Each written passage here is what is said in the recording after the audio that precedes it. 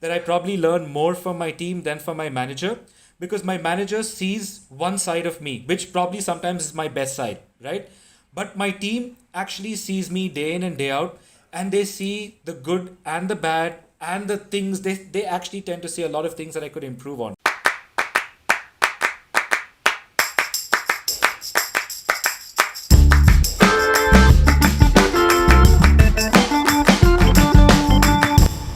In today's episode of I Wish My Boss Told Me That, we'll be talking about how to build great teams with Sanjeev Ravindranathan, our Director of Automation at ABInBev. So, Sanjeev, welcome to the podcast. Thank you, Serge. And can I just say this? It's great to be on your podcast. I've been waiting. So thanks for having me over. So, you have 18 years of experience in several top companies already, and I'm sure you've been dealing with a lot of different challenges in terms of managing teams, small teams or big teams, very engaged ones, maybe some disengaged ones. I remember very well when you joined AB InBev about 2.5 years ago, I think, by now. Yeah? And I think the first role that you started in was quite a challenge. And yeah, I'm very, very proud to have you here because I think what you've achieved already in those 2.5 years is quite amazing. And I think we have already in AB InBev one story of how you really turned around one team. Yeah? So let's talk about that a little bit in this podcast today. But let's start with your career, right? Can you summarize a bit what you did in your career? Yeah. So, as you said, 18 years, been a long and I would say checkered career from my point of view. The only clarification is yes, it's a couple of companies, HP and IBM, where majority of that time has been spent with one company. I think I would divide my career into two halves. The first half was basically us setting up a shared service center at that time back in 2002, 2003 for HP.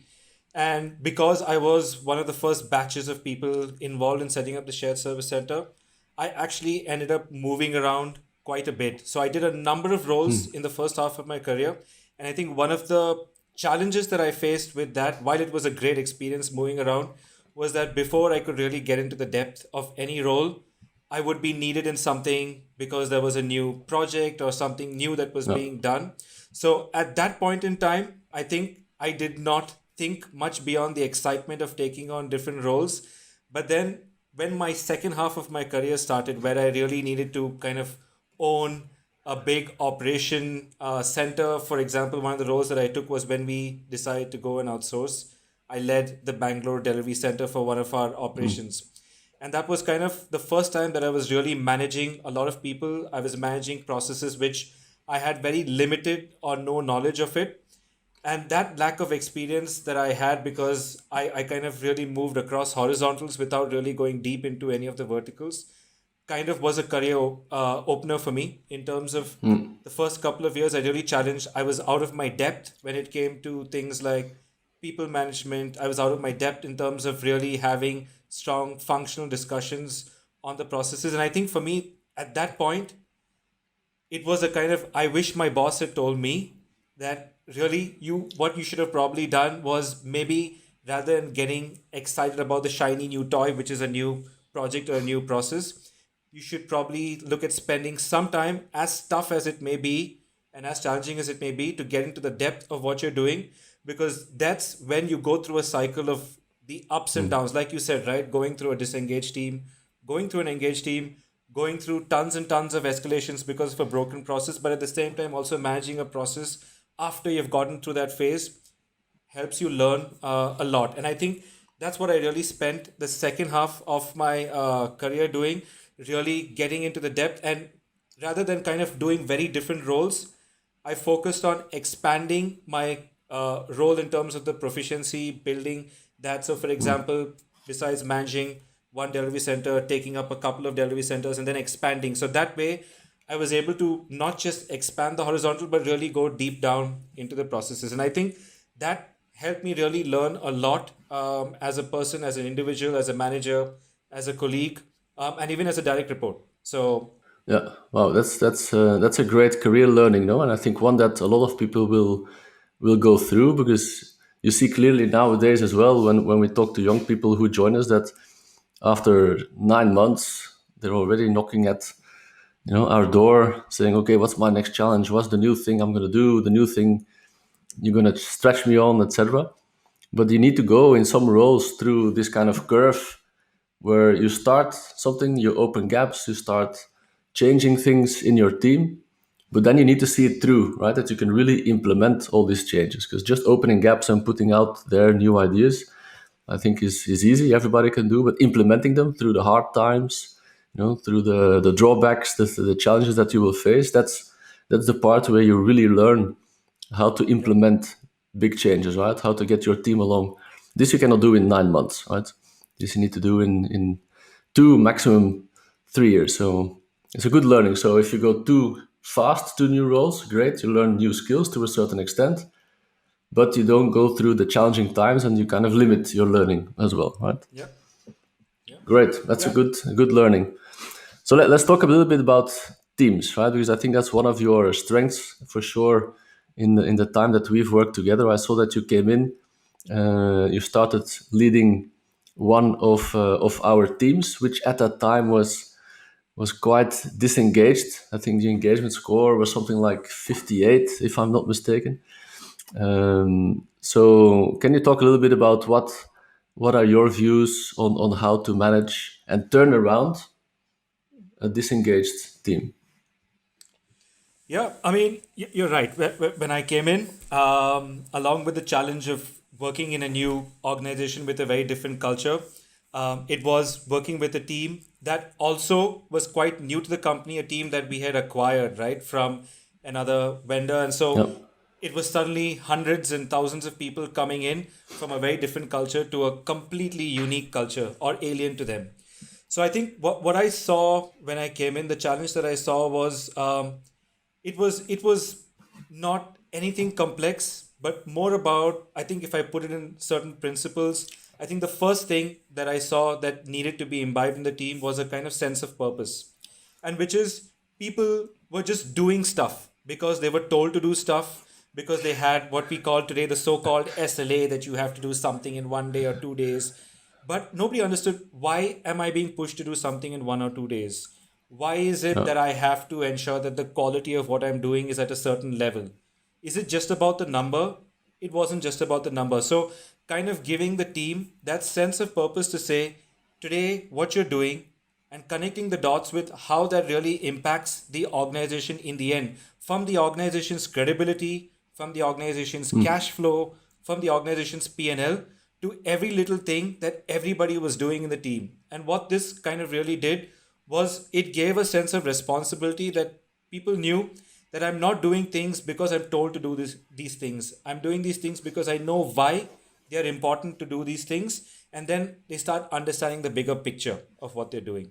That for me was the first thing that I wanted to kind of instill in the team, that sense of purpose. yeah. It's kind of giving them an understanding of how they fit into the company, but also give the team some kind of a dream or a goal, I assume, right?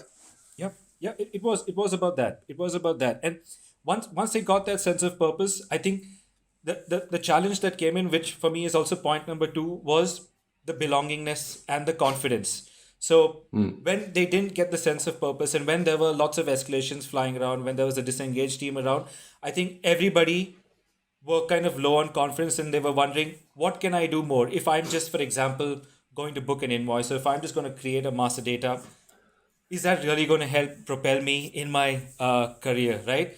So there, what us as a leadership team worked with the team was, we said, man, there are people doing tons and tons of things, and everybody wants to succeed in their career, right? I think the first and most important thing as a manager is to understand that everybody wants to be successful in their career. There is no one who doesn't want to be. It's just about how Yeah, you can tap into that feeling of them wanting to succeed, and how you can really show them the path. So we try to create platforms in which, besides what people were doing in their day-to-day jobs, we gave everybody an opportunity to do something beyond that, which would create tremendous value for the organization. So to bring it kind of home in terms of what we did, if I look at the master data team, besides creating and modifying master data, which kind of can seem very transactional, when the team understood the sense of purpose in terms of connecting the dots with what they're doing, we gave them the opportunity to go beyond just that and look at areas that master data impacts or gets impacted by, and go and help sort out those processes from an end to end standpoint. So, what that did was it allowed people to realize that they were really driving value back to the organization beyond their area, right? So, it kind of gives you that feeling that, man, I'm not just doing my job, but I'm also helping others be more successful in their job. And then that started instilling a lot of confidence in people. And when they started seeing the results, because with that, the team started getting recognized in our common forums. A lot of people started getting recognitions, teams started getting recognitions, and people started feeling, man, I belong in this organization. And I want to do a lot more with this confidence, new confidence that I have. So for me, that was another key thing that we were able to drive with the Yeah, that was, teams. by the way, an amazing story. The MDM, the Master Data Management Team, is one of the stories that I tell a lot now when we talk about the GCC and how to turn around a team from a transactional type of, let's say, service center type of team to a smart operation, let's call it, right? So I think what you did there in that team is incredible, right? Because as you said, right, they started as a team that was doing creating customers or creating suppliers or doing the transactions, not really knowing what that means. But then I think in about 1 year time, it was one of the top performing teams in the office, right? Who delivered, I think it was $12 million to Yep. the bottom line of ABInBev last year. $12 million for people who were supposed to do or who were before doing, let's say, transactional tasks. And I think engagement in that team went up to around 91%. So super engaged team. Again, in a team that, if you would look from the outside and you would tell a very talented young professional man, you can go and work in the master data team, they would probably think twice and say, man, do I really need to go work in that team? Are But you it was kidding? one of the most, yeah, are you kidding? It was one of the most engaged teams, delivering amazing results, and also through technology, right? I think, remember, by the way, Vinod, who we had here in the podcast as well, he was also involved in really turning around that team. Yeah. Yep, yep. I mean, fantastic job where the combination of the transformational mindset that Vinod brought and the learning mindset that the rest of the team brought. And man, that's so important that the teams kind of really feel like they want to collaborate a lot. And Vinod was one of the key leaders, right? And that kind of brings me also to the third point, which was the leadership style that we wanted to drive in the team. And here I know you love football, Serge, and I know you love Barcelona. So I want to bring the example for my third topic. Barcelona now I know is a little I, difficult to like, I given the know, I recent know, results. no. But this Yeah, is the Barcelona of yesteryears. Barcelona of yesteryears. Okay, so yeah. so if you look at the tactics that we kind of use for the managers in the team, and if I draw a parallel with Barcelona, so the tactic that Barcelona uses is it's very nice to look at Barcelona on TV or look at them playing football. But as a player to integrate into that team is extremely challenging because that team uses high pressure tactics. And high pressure tactics is number one, they have to keep the ball for 60-70% of the time. But don't just keep the ball. They need to be keeping the ball with attacking play. And that's very difficult to do. And even off the ball, they're forced to use high pressure tactics to not allow the opposing team to keep that ball. To do that requires extremely high levels of stamina, extreme level of alignment, and acceptance of the philosophy. Because if you don't accept that philosophy, it's going to be very difficult for you to walk into the training ground day after day and to show that same level of energy on the ground. So with the leaders, it was the same thing. We when we got them in, we kind of made some changes initially in the beginning. We said, okay, who do we really believe we can really invest in for this? And we kind of made people who we didn't believe were really having that thing to do some really important jobs, but to kind of support the leaders. But with the leaders, we got them in and we said, guys, it's going to be extremely tough for you. It's going to be gruesome because what's going to happen is we're going to push you for results like crazy, but we are also going to challenge you to make sure that your teams are engaged. So, how do you strike the balance between keeping a highly engaged team that you can really push like crazy to deliver results and achieve fantastic things, right? So, initially, it was that integration phase for the leaders was extremely challenging because people were like, Man, on the one hand, you're expecting so many results and so much of results so quickly. But on the other hand, the more I push my team is giving me feedback. And every time I get feedback from my team, you're at my desk asking me what I'm going to do about it. And that was kind of a very difficult thing for the managers in the beginning. But as they started getting used to it and as they started integrating into that style of play, they started Mm. seeing results coming from them for themselves. They also saw that the feedback that was coming from managers was not something to where they would look and say, "Oh no, he's pointing a finger at me," but they started looking at that as something for them to develop as leaders, because that feedback system started allowing managers to really start looking at, okay, as I'm pushing my team, this is the feedback that I'm getting. How can I evolve my feedback to get to a common ground with my manager, right? I mean, sorry, with my employees. So that really then started creating a system which became difficult in the beginning for any manager to integrate into that No. system. But once they integrated into that system, that style of play really started creating, I would say, a flywheel effect for leaders. Yeah, but that's a tough balance to find, no? As a manager or a first time manager, this balance between pushing the team hard, right, putting pressure, expecting results, right, and driving, let's say, yeah, better outputs, but at the same time making sure that you support the team. What I saw a lot is a lot of managers, and for sure, let's say first time managers need to find that balance, and sometimes they spend too much time on the one side and they're just pressing and putting pressure on the team without really supporting or developing the team, and then the team gets completely burned out, loses the trust. Or the other way around, which is, man, I'm not going to pressure them too much. I'm going to do the basic expectations. I'm going to make everybody happy. Yeah? Let's make the team happy. But you need to find this balance between having an engaged team, so supporting, but at the same time putting pressure, right? So people go out of their comfort zone, learn new things, deliver amazing results. So this balance is not easy to find, right?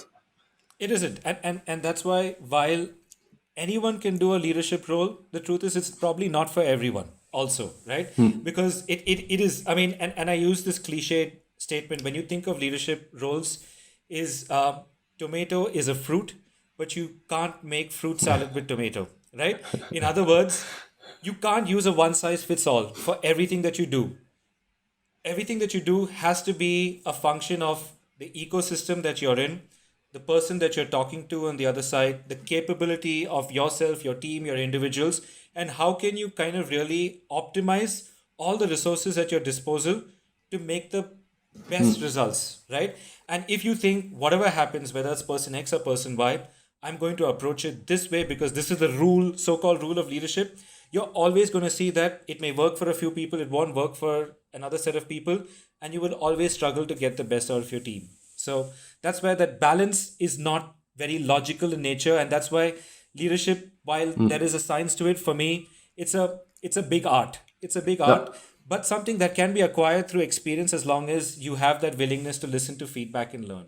yeah, That's why I think for me, us putting a feedback system in place, a continuous feedback system in place, because typically a lot of organizations, and this is how it generally works, right? We do have our annual engagement surveys and we kind of do a mid-year pulse check, and then you use that feedback to kind of really see what's going wrong and what can I do to improve. But we also know that continuous feedback is really important, because when it comes to people's emotions and people's confidence and people's expectations, it's a very dynamic setup. What works for an individual today, in 2 months or 3 months down the line, would be obsolete.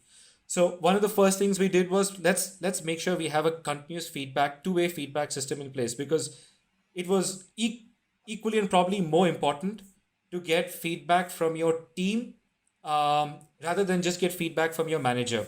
So, in other words, when I used to do my town halls, and don't kill me for this, Serge, I used to tell my team that I probably learn more from my team than from my manager, because my manager sees one side of me, which probably sometimes is my best side, right?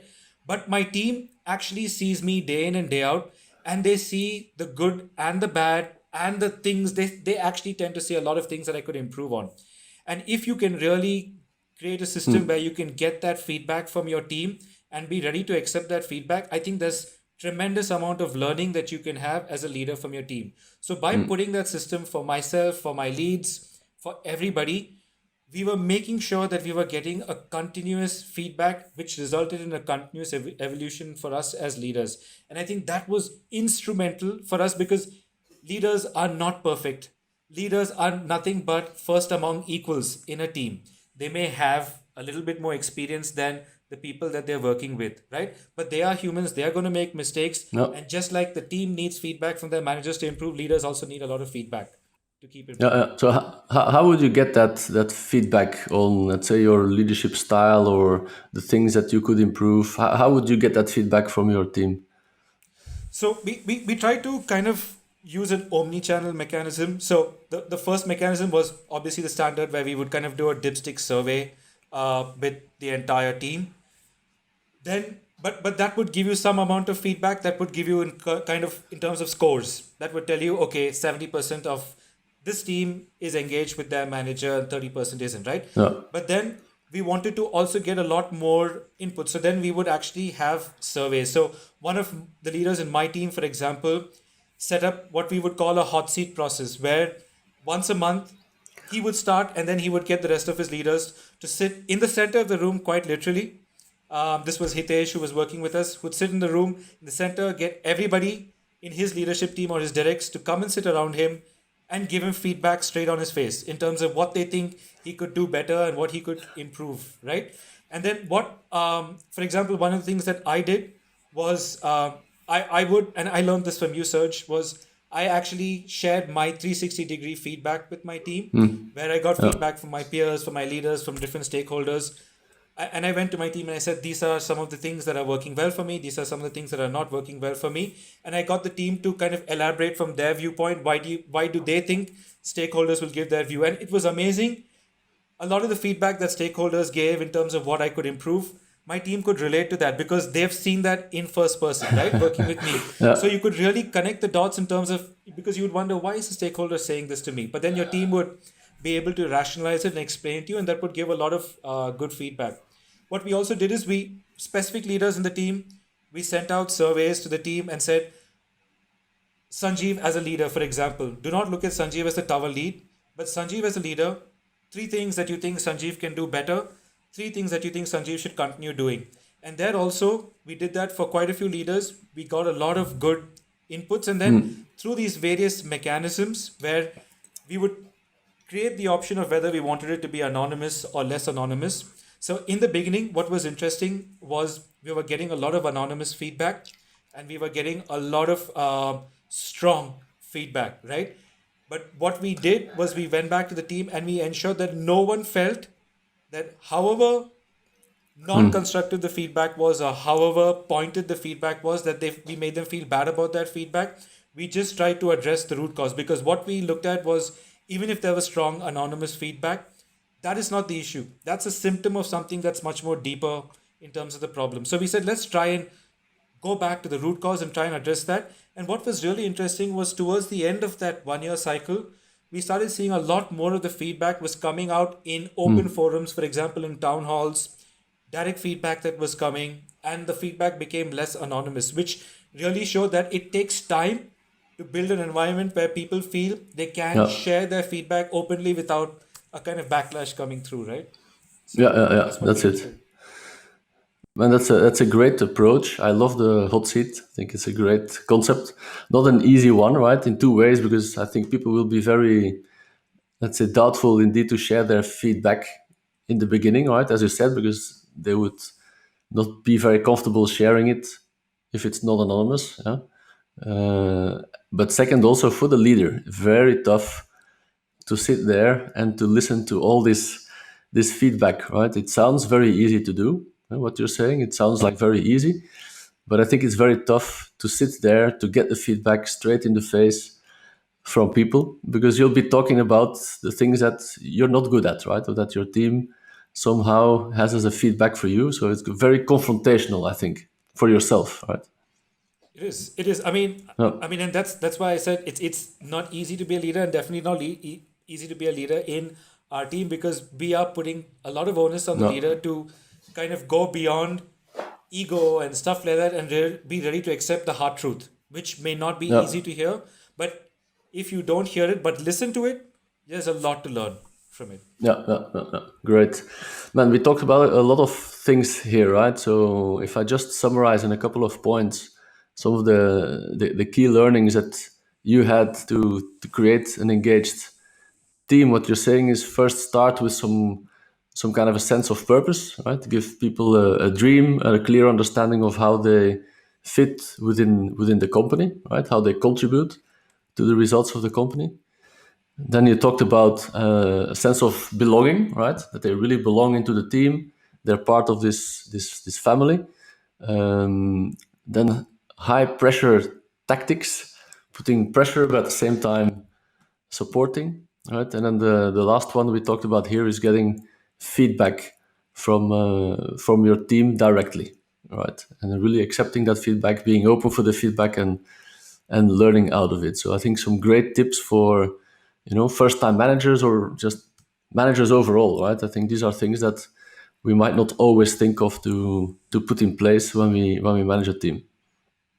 Yep. Yep. And I think most importantly, Serge, is for the team, results are supremely important, right? We can't survive in this place without basically getting the results that are needed. But if the focus is only on the results, I think you tend to look at shortcuts, or you tend to create a pressure environment that becomes difficult to sustain.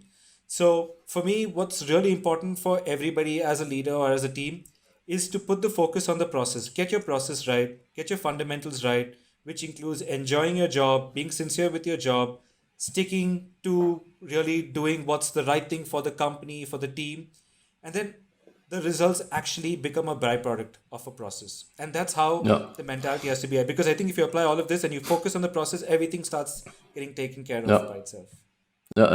That's what I call people first, basically, right? So what I've learned over that period of time, and it's very similar to what you said when you made this kind of change in your career from moving very fast but more focused on yourself to the second half of your career where you moved a little bit slower between roles and were more focused on the teams.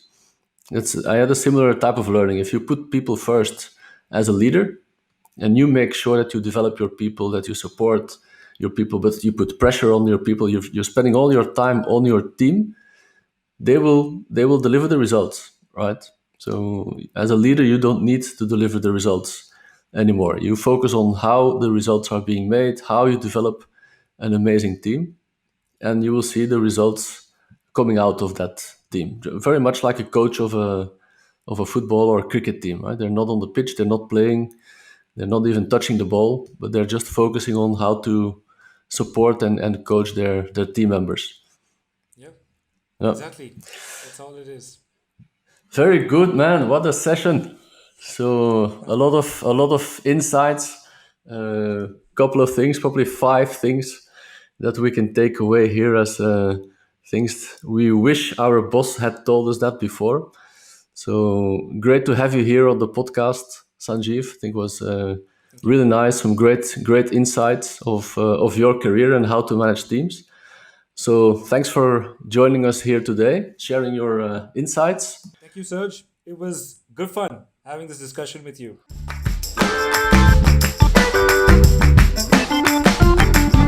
Thank you for listening to us. We'll meet again soon with more interesting stories and insights that will make you think, I wish my boss told me that. Cheers.